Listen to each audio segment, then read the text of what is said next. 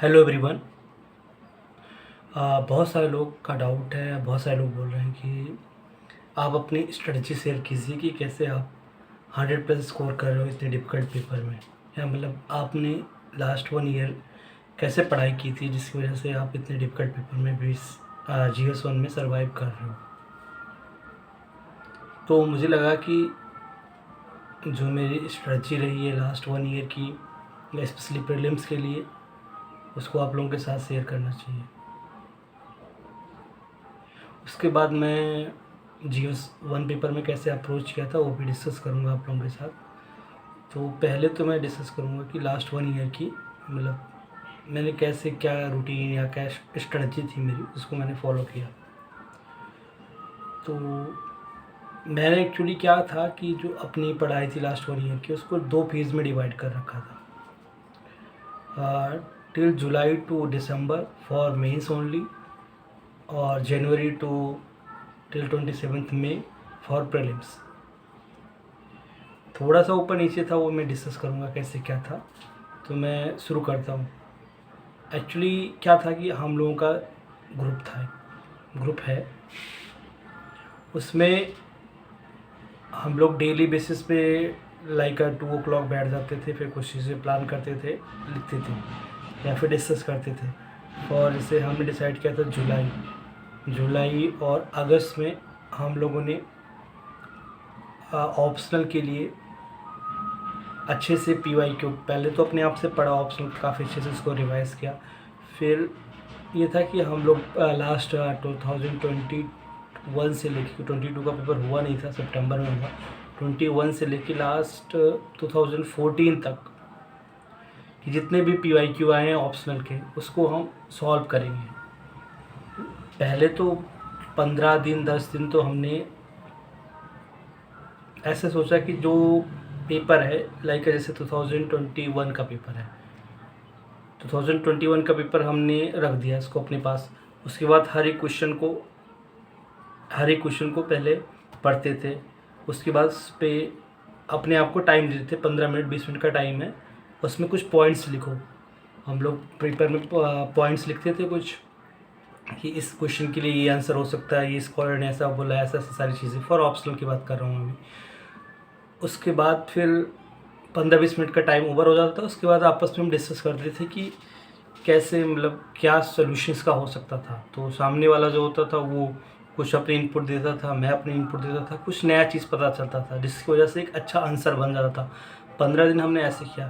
फिर उसके बाद ये हुआ कि ऐसे तो नहीं होगा, लिखना भी पड़ेगा। फिर उसके बाद हमने आफ्टर 15 डेज़ डेली, जैसे 20 क्वेश्चन अराउंड आते हैं, तो 10-10 क्वेश्चन करके, मतलब ऐसे बैठ जाते। पहले एक ही क्वेश्चन करके लिखना शुरू किया, क्योंकि इतना ज़्यादा लिखने की हैबिट नहीं थी। तो पहले एक क्वेश्चन, जैसे 2021 में कोई क्वेश्चन नंबर 1 आया है, तो उसको 15 मिनट 10 मिनट का जो भी टाइम फ्रेम होता है, उसमें मैंने लिखा, सामने वाले ने लिखा। उसके बाद हम डिस्कस रीड करते थे या फिर कुछ इंपॉर्टेंट पॉइंट्स मिलते थे, उसको डिस्कस करते थे कि क्या, मतलब क्या कमी रहेगी मेरे आंसर में, सामने वाले ने ऐसे कैसे इसको अप्रोच किया, अब मैंने कैसे इसको अप्रोच किया। उसके बाद फिर समझ में आता था कि ये गलती आती है, तो उसको हम एड ऑन कर लेते थे। फिर उसके बाद कुछ गूगल सर्च करते थे या कुछ मॉडल आंसर मिल जाते थे, उसके थ्रू एक प्रॉपर सुटेबल आंसर बन जाता था। ऐसे कर कर के फिर 15 दिन और बीत गए। फिर जब 1 महीना कंप्लीट हो गया, तो प्रॉपर हमने 3 घंटे का पेपर जो है 50-50 डिवाइड कर दिया। 10 क्वेश्चन आज करने हैं, 10 क्वेश्चन कल करने, प्रॉपर टाइम फ्रेम में। उसके बाद हम उसको डिस्कस करते थे, 1-2 घंटा जो डिस्कशन में लगता था, कुछ ऐड ऑन करने को मिलता था तो हम ऐड ऑन कर लेते थे। इस तरीके से प्रॉपर 21 टू लेकर 2014 तक का प्रॉपर जो ऑप्शनल का था, जुलाई अगस्त तक हमने पूरा प्रॉपर अच्छे से भी, मिड सितंबर तक 2 से ढाई महीने प्रॉपर ऑप्शनल के हर एक टॉपिक को ऐसे लिखा। और जिससे PYQ, क्योंकि मेरा ये मानना है कि जो PYQ होता है उस ऑप्शनल में से 60 to 70% जो होता है वो थीम रिपीट होती है ऑप्शनल के पेपर में, और GS में 60% अराउंड थीम रिपीट होती है। तो प्रीलिम से ज़्यादा मेंस का जो PYQ होता है बहुत ही ज़्यादा इम्पोर्टेंट होता है, और वो लिखने की हैबिट बहुत ज़रूरी होती है, क्योंकि 20 क्वेश्चन 3 घंटे में करना बहुत डिफ़िकल्ट होता है। इस तरीके से जुलाई, अगस्त और मिड ऑफ सितंबर में हमने ऑप्शनल का PYQ कंप्लीट कर दिया प्रॉपर आंसर राइटिंग के साथ। टेस्ट सीरीज़ हमने अभी तक नहीं टच की थी, पहले PYQ किया और प्रॉपर पेपर। ऐसा नहीं है कि मतलब टॉपिक वाइज ये टॉपिक हमें आता है तो हम डिस्कस कर लेंगे, ऐसा नहीं है, प्रॉपर उसको सॉल्व किया। फिर उसके बाद 15 दिन जो बचे थे, 15 दिन टेस्ट सीरीज़ को ना करके हम लोग GS पे आ गए। तो GS में भी ऐसे 15 दिन ऐसे किया कि जैसे कोई क्वेश्चन है तो उस पर अप्रोच क्या होगा हमारा, मतलब पहले लिखते नहीं थे। जैसे कोई क्वेश्चन मान लो कि डिजास्टर मैनेजमेंट का आ गया तो उसमें हम इंट्रो में क्या क्या चीज़ें लिख सकते हैं, बॉडी में क्या क्या लिख सकते हैं, कंक्लूजन में क्या क्या लिख सकते हैं, हमारा अप्रोच क्या होगा। फिर ऐसे करके हर एक क्वेश्चन को हम डिस्कस करते थे। आफ्टर 10 मिनट से टाइम दिया, उसके बाद उसको प्रॉपर डिस्कस करते थे कि अच्छा ये तुमने लिखा, मैंने ये लिखा, इसमें कुछ ऐड ऑन हो सकता है। फिर थोड़ा सा गूगल करते थे और कुछ स्टैंडर्ड मतलब मटेरियल मिल जाता था जिससे हम उस आंसर को ऐड ऑन करते थे। फिर 15 दिन ऐसा मतलब सितंबर बीत गया। फिर अक्टूबर एंड नवंबर में वही जो मेंस वाले स्ट्रेटजी अपनाई थी वही चीज़ किया हमने अक्टूबर और नवंबर में। तो लास्ट 8-10 ईयर के मतलब बोल सकते हो 22 टू लेके 2014 तक का जो पेपर था उसको हमने हर एक साल का 2 दिन में मतलब 50% आज 50% कल करके प्रॉपर टाइम फ्रेम में आंसर लिखा। उसके बाद डिस्कस किया आपस में, फिर कुछ ऐड ऑन लगा तो ऐड ऑन कर दिया। ऐसे करके अक्टूबर या नवंबर में बीत जाता। दिसंबर में हमने कुछ टेस्ट सीरीज़ मतलब ऐसा ज्वाइन तो नहीं की थी कोई टेस्ट सीरीज़, बट बहुत सारे टेलीग्राम या फिर बहुत सारे वेबसाइट के थ्रू आपको मिल जाते हैं कि टेस्ट सीरीज़ क्या क्या है। तो उसको हमने प्रॉपर टाइम फ्रेम में सॉल्व किया और उसको रिव्यू किया आपस में कि क्या क्या मतलब क्या इम्प्रूवमेंट ला सकते हैं, कहाँ पे गलतियाँ कर रहे हैं, टाइम पे पेपर कंप्लीट हो रहा है नहीं हो रहा है। या फिर जैसे लाइक हम प्रीलिम्स की तैयारी करते हैं तो हमारा GS1 का जो पार्ट है, मॉडर्न हिस्ट्री हो गया, कल्चर का भी थोड़ा बहुत पार्ट, इवन ज्योग्राफी का पार्ट तो कंप्लीट हो जाता है, बट लाइक और ही चीज़ें सोसाइटी हो गई। पेपर 2 में भी ऐसे गवर्नेंस, सोशल जस्टिस, पेपर 3 में disaster management, internal security, science and tech, कुछ चीज़ें होती है जो इवन GS4 तो पूरा एथिक्स नया ही होता है जो हम लोग प्रीलिम्स के लिए नहीं पढ़ते हैं। तो मतलब इस तरीके से करके फिर साइड में कुछ नोट्स भी हमने प्रिपेयर किए कि जैसे मेंस में काम आएगा। इस तरीके से लास्ट 6 मंथ को हमने प्रॉपर यूटिलाइज़ किया और काफ़ी सारे आंसर्स लिखे। स्पेशली फोकस टारगेट हमारा था PYQ, क्योंकि हमें पता था PYQ ही की है। इस तरीके से PYQ हमने बहुत अच्छे से कंप्लीट किया। इन बिटवीन नवंबर एंड दिसंबर में हमने प्रीलिम्स के लिए भी हर एक संडे को जो विज़न का मॉक आता है, मतलब टेस्ट नंबर 1 टू लेकर टेस्ट नंबर 8, मतलब हर एक संडे मतलब 4 संडे पढ़ते हैं तो नवंबर में 4, दिसंबर में 4, ऐसे करके 8 टेस्ट हमने कंप्लीट कर लिए थे दिसंबर तक। उसके बाद जनवरी में आते हैं। जनवरी में हमने जो हमारा ऑप्शनल था उसको काफ़ी अच्छे से रिवाइज़ किया। कुछ टॉपर्स के नोट्स थे, कुछ टॉपर्स की कॉपीज़ थी, उनको रेफ़र किया, कुछ अपनी तरफ से हमने जो प्रिपेयर किया था उसको करके मतलब जनवरी में हमारा 50% टाइम बोल सकते हैं कि ऑप्शनल को रिवीजन में जाता था, बाकी 50% जाता था उसमें हम अपना जो स्टैटिक वाला पार्ट था उसको रिवाइज़ करते थे। और जो हमारा टाइम था 2 बजे हम बैठ जाते थे डिस्कशन में। उसमें कुछ जैसे कि हाँ, एक चीज़ हम और करते थे कि जो इनसाइट की जो आती है डेली क्विज़, उसमें ऐसा मैं इसको इम्पॉर्टेंट नहीं समझूंगा, बट कहीं ना कहीं MCQ फॉर्मेट में हम बने रहे, डेली 10-15 टेस्ट मतलब 10-15 क्वेश्चन कर रहे हैं, वो अच्छा रहता है, इसलिए हम लोग उसको डेली बेसिस पे करते थे। और करंट के लिए भी न्यूज़पेपर तो पढ़ते ही थी, कभी कभी वो रेगुलर उतना नहीं हो पाते थे, इनसाइट का जो डेली आता है उसको पढ़ लेते थे। और फिर एक चीज़ फिर हमने जनवरी में स्टार्ट की कि जनवरी में हर एक संडे को हमने 2011 से लेकर 2022 का जो प्रीलिम्स का PYQ पेपर है, प्रॉपर पेपर, उसका प्रिंट आउट निकाला। हर एक संडे को हम बैठते थे कि प्रॉपर टाइम फ्रेम में, कि उसके बाद फिर उसको उसमें एलिमिनेशन टेक्निक्स जो होती थी या फिर जो नॉलेज बेसिस पे कि कैसे इसको मतलब अप्रोच करना है, क्या करना है।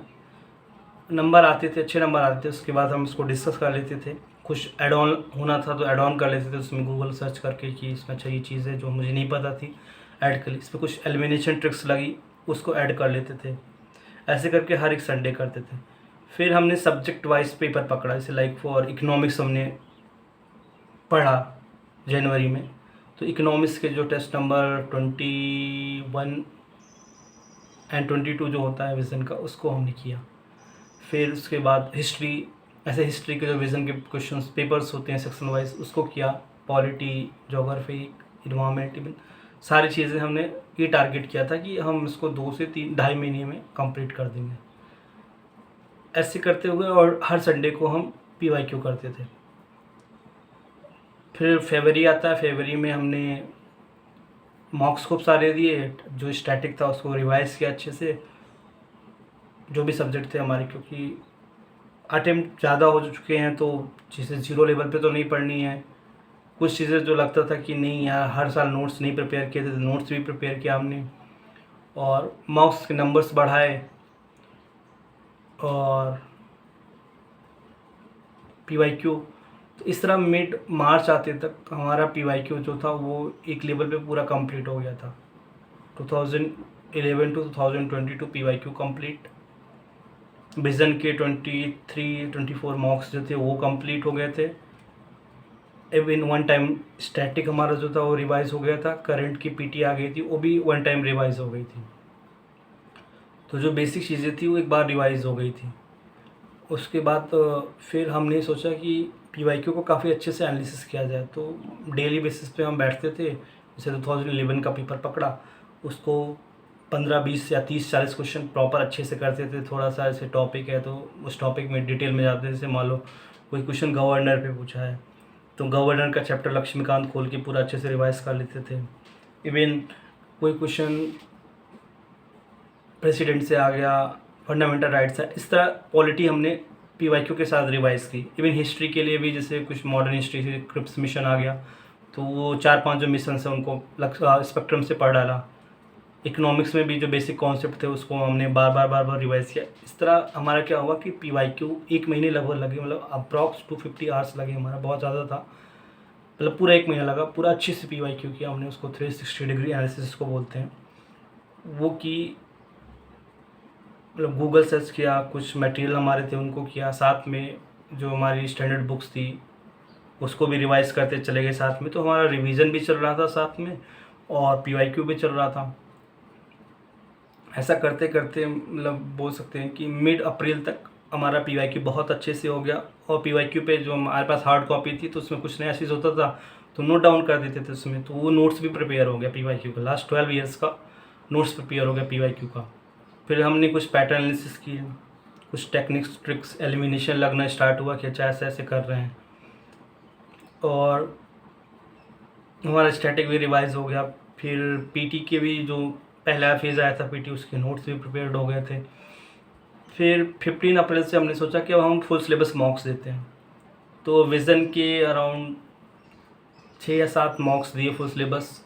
नेक्स्ट IAS के 4 दिए, फोरम के 5 या 6 दिए, वाजीराम के 1 या 2 दिए थे। मतलब अराउंड 20 फुल सिलेबस का मॉक्स हमने अच्छे से दिया।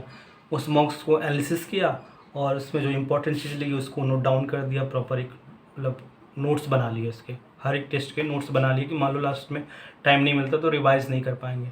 तो लगभग 20 टेस्ट के फुल सिलेबस के हमारे पास नोट्स प्रिपेयर्ड हो गए थे, क्योंकि उससे करंट भी क्या क्या चीज़ें। फिर 10 टेस्ट के बाद ना मतलब ऐसा लगने लगा कि चीज़ें रिपीट हो रही हैं, करंट्स की चीज़ें रिपीट हो रही हैं, जो स्टैटिक में चीज़ें वो भी रिपीट हो रही थी बार बार, हर टेस्ट में अलग अलग घूम के वही चीज़ें आ रही थी। तो ये लगा कि मतलब सही डायरेक्शन में जा रहे हैं हम लोग। तो वो मॉक्स के प्रॉपर 20 टेस्ट के नोट्स हो गए हमारे। 10 मई तक मॉक्स दिया था हमने, मतलब ऐसा बोल सकते हैं कि मतलब 20 डेज़ कंटिन्यूसली हमने मॉक्स दिए डेली। उसको करते थे, फिर एनालिसिस करते थे। फिर हमने सेकेंड राउंड जो PYQ किया था, मतलब PYQ जो था 2011 टू 2022 तक, उसको फिर से हमने सॉल्व किया कि हम फिर से एलिमिनेशन लगाएंगे, टेक्निक्स लगाएंगे, और जब उसका सोल्यूशन पढ़ना होता था जो हमने पहले नोट्स बना रखे हैं, पहला टेस्ट जो था उसमें एनालिसिस की थी, उसको भी रीड करते थे। तो PYQ भी कंटिन्यूसली रीड होता रहा साइड बाय साइड। स्टैटिक में जैसे मतलब कुछ चीज़ें इंपॉर्टेंट टॉपिक्स छूटे हुए थे उनको पढ़ लेते थे। ऐसे करते PT का जो नया PT है उसके प्रॉपर नोट्स बना लिए, इकोनॉमिक सर्वे के नोट्स बना लिए। तो मतलब ऐसा बोल सकते हैं कि 10 मई तक हमारे पास हर एक चीज़ की, लाइक स्टैटिक के, करंट अफेयर के, PYQ के और मॉक्स के, चारों चीज़ों के नोट्स थे हमारे पास। उसको फिर हमने लास्ट जो 15 डेज़ बचे थे उसमें मल्टीपल टाइम रिवीजन, और जो स्टैटिक के सब्जेक्ट लाइक पॉलिटी में गवर्नर हो गया, प्रेसिडेंट हो गया, DPSP, fundamental rights, important parliament, इनको पढ़ना, रिवाइज करना, मॉडर्न हिस्ट्री, एंशिएंट, मेडिवल, इसके नोट्स थे बट इसको भी वन टाइम बुक से दोबारा गो थ्रू हो गए। और पीटी का नोट्स था हमारे पास तो उसको मल्टीपल टाइम रिवीजन, इवन जो टेस्ट दिए थे उसके नोट्स थे उसको भी मल्टीपल टाइम रिवीजन। ऐसा करते करते ऐसा लग रहा था कि मतलब बहुत अच्छा सब कुछ है, मतलब मल्टीपल टाइम रिवीजन चीज़ें मतलब अच्छे से समझ में आ रही थी, मॉक्स में भी काफ़ी नंबर बढ़ गए थे, तो ये सब सारी चीज़ें चल रही थी। तो ये सब तो 27 मई तक चला कि सारी चीज़ें। अभी 28 मई को क्या हुआ उसको मैं बताने से पहले ये बोल रहा हूँ कि प्रीलिम्स के लिए, इवन मेंस के लिए भी सबसे मस्ट क्या है कि आपको PYQ करना है। करना ही नहीं है कि 4 ऑप्शन कर दी, उन ऑप्शन जैसे 4th ऑप्शन, जैसे जस्ट फॉर एग्जांपल कि जैसे पूजा freedom of speech and expression जैसे आ गया, तो आर्टिकल 19, आर्टिकल 21, आर्टिकल 48, आर्टिकल 51, तो ये 4 चीज़ें दी हैं। तो हमें सिर्फ ये नहीं पता होना चाहिए right to speech and expression किस में दिया है, बाकी 3 आर्टिकल जो है ना उनको भी अच्छे से डेप्थ में, क्योंकि यूपीएससी का ये पैटर्न होता है कि जो प्रीवियस ईयर में क्वेश्चंस पूछे हुए होते हैं उनके वो आंसर्स बनाते हैं, मतलब उन पर नेक्स्ट क्वेश्चन बनाते हैं।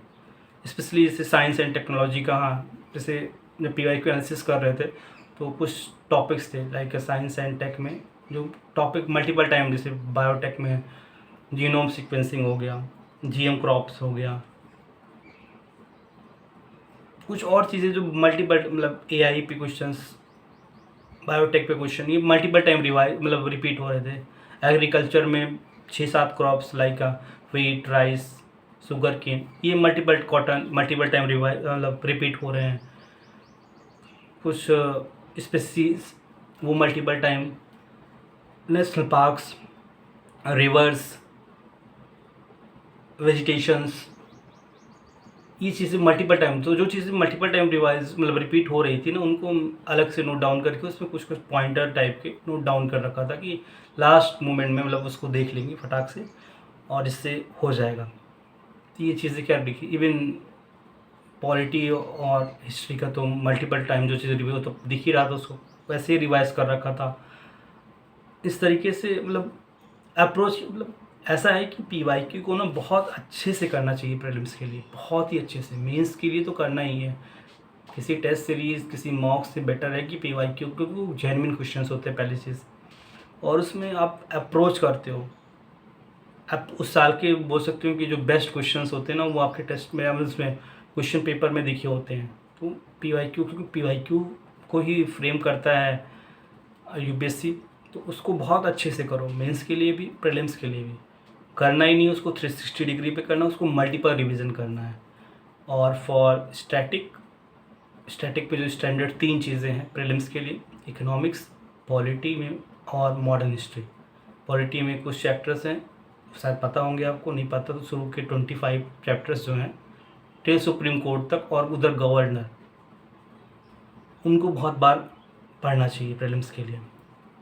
और मॉडर्न हिस्ट्री में 1905 स्वदेशी मूवमेंट के बाद से टिल 1947 तक, ये चीज़ें मल्टीपल टाइम आपको मतलब होता नहीं कि रटा होना चाहिए, वो चीज़ सिलेबस है। कुछ भी आए तो गलत है, ईजी क्वेश्चंस आते हैं और नहीं हो पाता तो फिर रिग्रेट भी होता है कि ईजी क्वेश्चन गलत कर दिए, ये चीज़ें होती हैं। फिर उसके बाद पीटी के लिए, पीटी तो अब बार बार इतना ज़्यादा पीटी होता है, मतलब 150 पेज के हर पीटी होते हैं और 2-3 पेज में आती है, उसको शॉर्ट नोट्स बना लो 3-4 पेज में, उसको मल्टीपल टाइम रिवाइज करो। इकोनॉमिक सर्वे और बजट ये तो मेंस में भी काम आएगा, उसका भी नोट्स प्रिपेयर कर लो, उसको यूज़ करो। तो ये चीज़ें मतलब अगर आपके पास नोट्स रहेंगे तो मतलब लास्ट 1 डे में आप सब कुछ 1 और 2 टाइम रिवाइज कर सकते हो।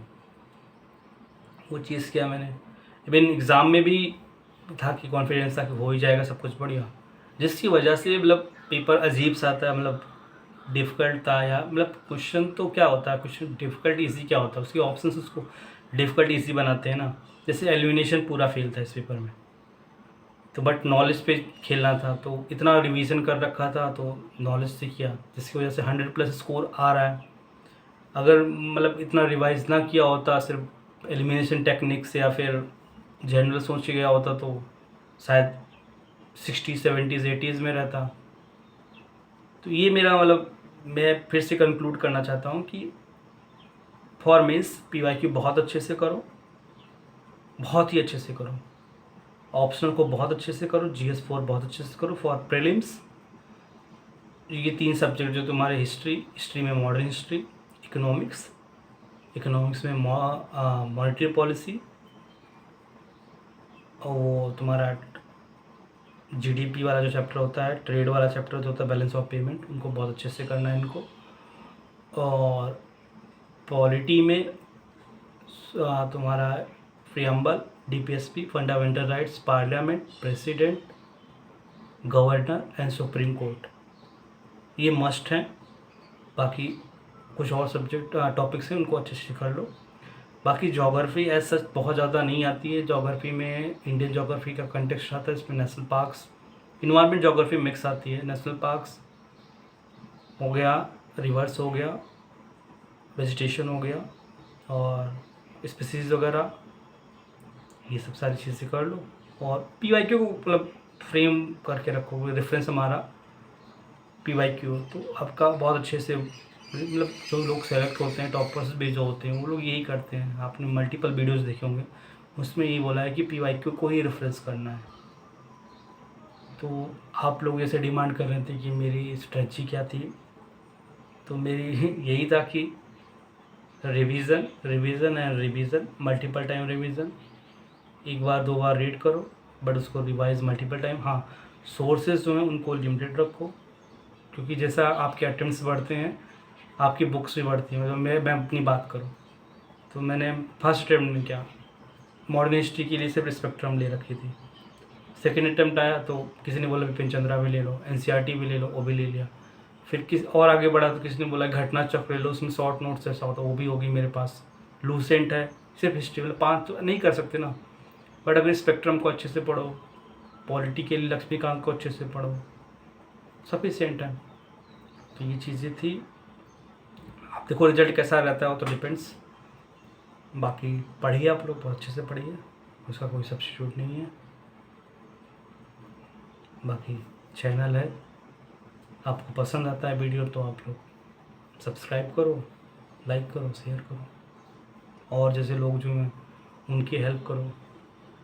मेरा ऐसा तो कोई मॉनेटरी मोटिव तो है नहीं इस चीज़ को, चैनल को शुरू करने का, कि पर ठीक है, अपने जो एक्सपीरियंस है उनको शेयर करना। बहुत सारे लोग होते हैं जिनको शायद कोई गाइडेंस नहीं मिलती, क्योंकि इस एग्ज़ाम में ना 3 अटेम्प्ट लग जाते हैं। अगर आपके पास प्रॉपर मेंटरशिप और गाइडेंस नहीं है तो आपको 2 से 3 अटेम्प्ट लग जाएंगे, आपका प्रीलिम्स ही नहीं क्लियर होगा, क्योंकि आपको आइडिया ही नहीं क्या पढ़ना है क्या नहीं पढ़ना है। कोचिंग चले गए तो कोचिंग का इतना मटेरियल हो जाता है, उसको फिर उसके बाद फिर से आपको लक्ष्मीकांत पढ़ना ही पड़ेगा, स्पेक्ट्रम पढ़ना ही पड़ेगा। तो वो सब चीज़ों से बचने के लिए शायद मुझे तो गाइडेंस नहीं मिला था, तो मुझे लगा कि शायद मैं हेल्प कर सकता हूँ आप लोगों की, आगे करता भी रहूँगा। ठीक है, पढ़िए अच्छे से। Thank you so much.